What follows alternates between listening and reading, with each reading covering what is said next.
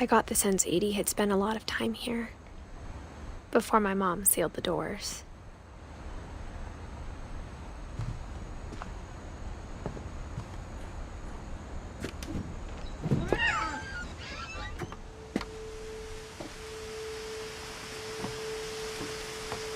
This will be obvious later, but my mom never told me any of these stories. Edie would have, but Mom didn't like bringing up the past. Though, when we adopted a stray kitten, she was the one who named it Molly.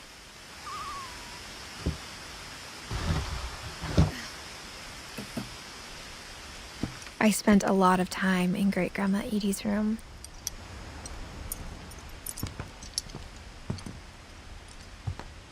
We got along, and it was a good place to hide from my mom.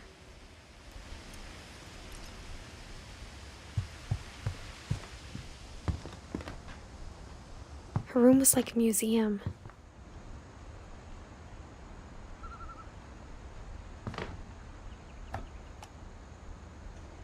For 500 years, the Finches have been famous throughout Norway for their fortune and misfortune.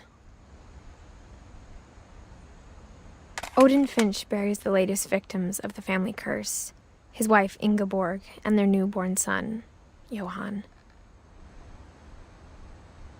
On January 7th, 1937, he set sail with his family and his house, hoping to leave the curse behind. But 40-foot waves off the coast of Washington send the house and Odin to the bottom of the sea.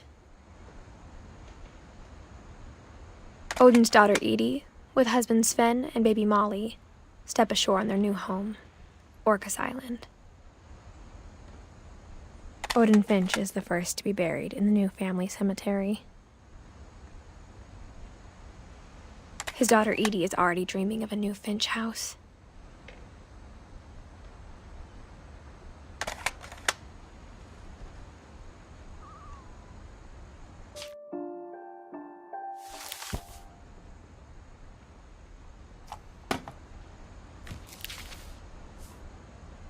Whatever's wrong with this family, it goes back a long ways.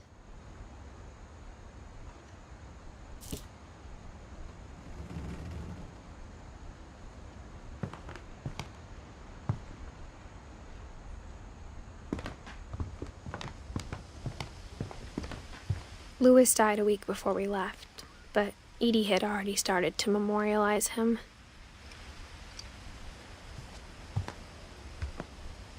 Edie knit me a new pair of gloves every year, just in time to replace the old ones.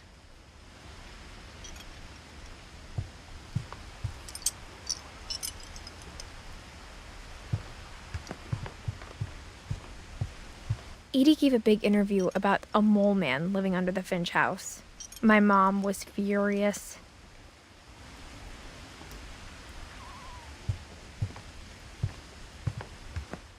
I hadn't thought of myself as Edith Jr. for a long, long time.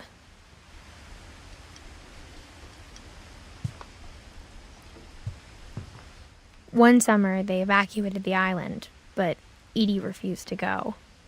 For a few weeks, she was a celebrity.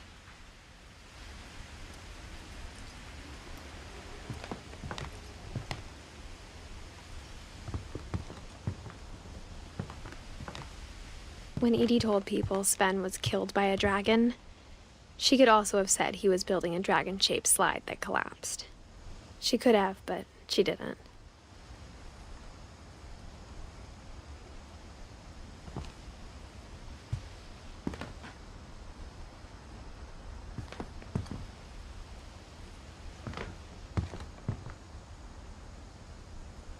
Even in her 90s, sometimes Edie seemed a lot younger than my mother.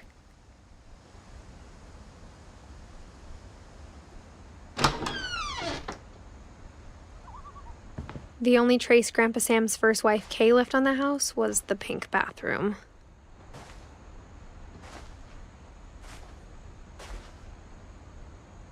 It was a pretty big trace.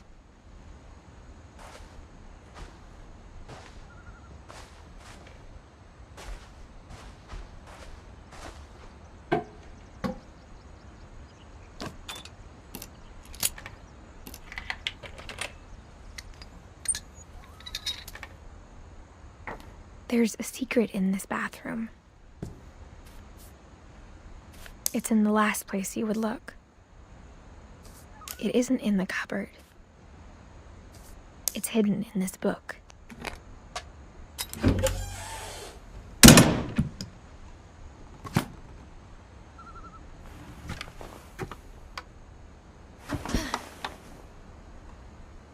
Sven gave Sam an old camera he'd refurbished. He never put it down.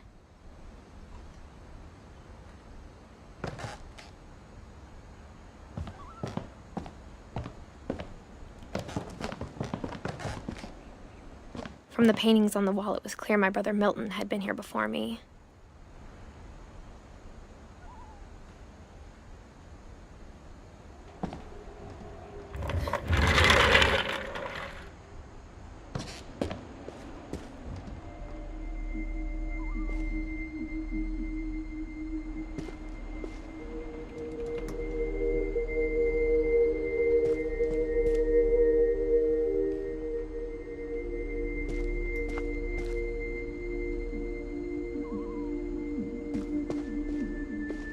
I knew Grandpa Sam had a twin. And that he never talked about him.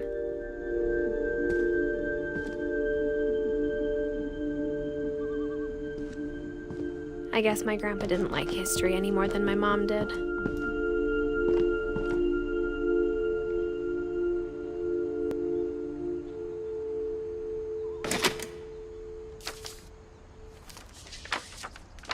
How I Want to Remember My Brother by Sam Finch. The thing I remember is that when he made up his mind, that was it.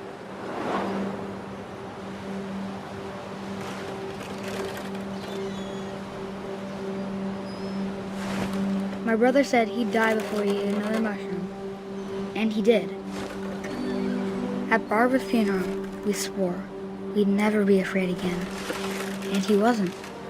I think Calvin always wanted to fly. Sam! Calvin! Dinner's ready! Coming! But that day, he finally made up his mind to do it.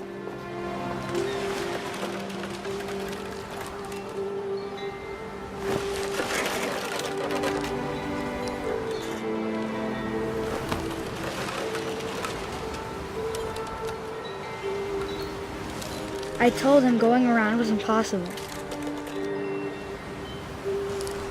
Maybe if I hadn't said that.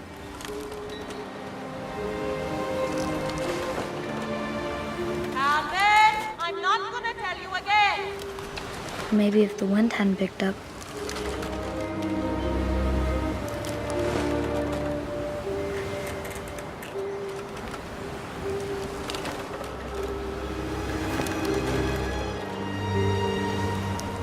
Then maybe he'd still be here. But I doubt it. I think he'd already made up his mind.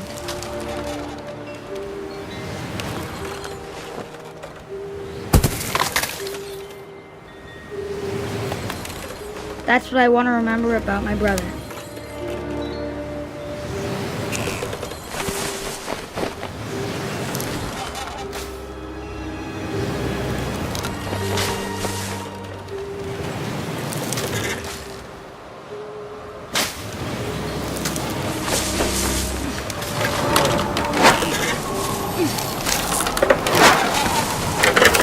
The day he made up his mind to fly, and he did.